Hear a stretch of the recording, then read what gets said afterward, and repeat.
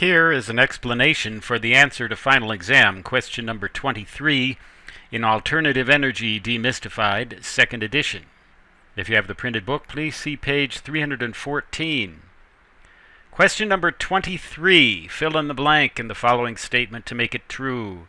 The typical RMS, that means root mean square. RMS, AC household voltage in the United States is what? Plus or minus a few percent. Well, the correct choice is C, either 117 or 234 volts. Now, I have seen voltages at the ordinary household outlets, which are usually 117 volts. Typically, that's the average or the nominal voltage. I've seen it as low as 110 and as high as 125. In my house, it's usually about 125. The other voltage that you'll get for things like your laundry machine or your electric dishwasher, things like that, large appliances, your electric stove and oven, if you have an electric stove or oven, 234 volts, that's just twice the 117, so it could range as low as 220 and possibly as high as 250.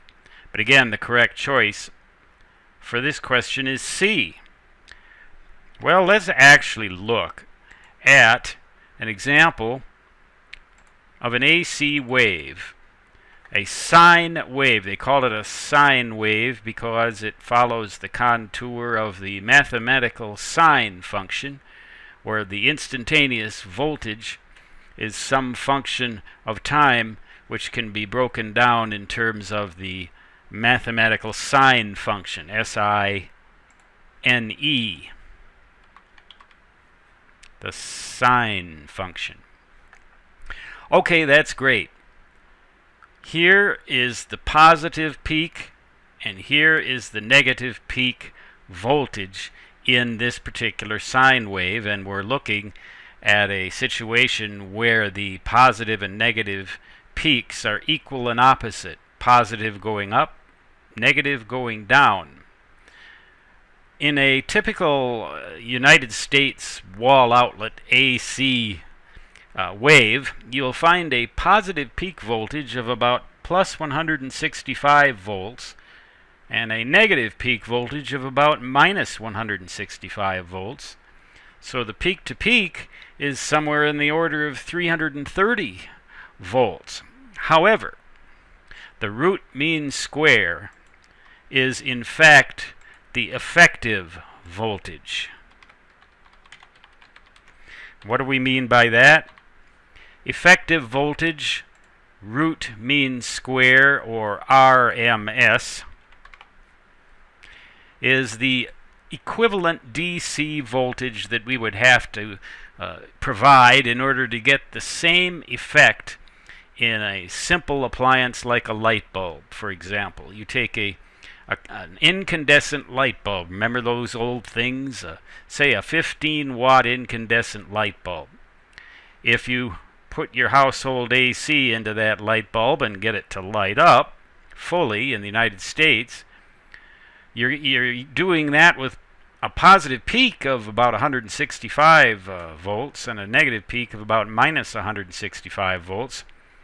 But if you were to replace this AC sine wave with a battery, and you were able to somehow adjust the voltage of that battery, and you adjusted that voltage of that battery until the 15-watt light bulb shone with exactly the same brilliance as it had when this AC was connected to it, you would find, in fact, that that battery would produce 117 volts DC. That is the same as the 117 volts root mean square. Now, the way that they derive this root mean square function is kind of interesting. What they do first is they square every point on this wave to make everything positive. They square every instantaneous value here and get a wave where you got two positive pulses. Then they average that out They average that out over time, and they'd have to do that by mathematical integration. And then they take the square root to undo the square that you just did so that you get the actual voltage and not some artificially inflated voltage. So that's a little bit of a highfalutin concept to explain in a video like this.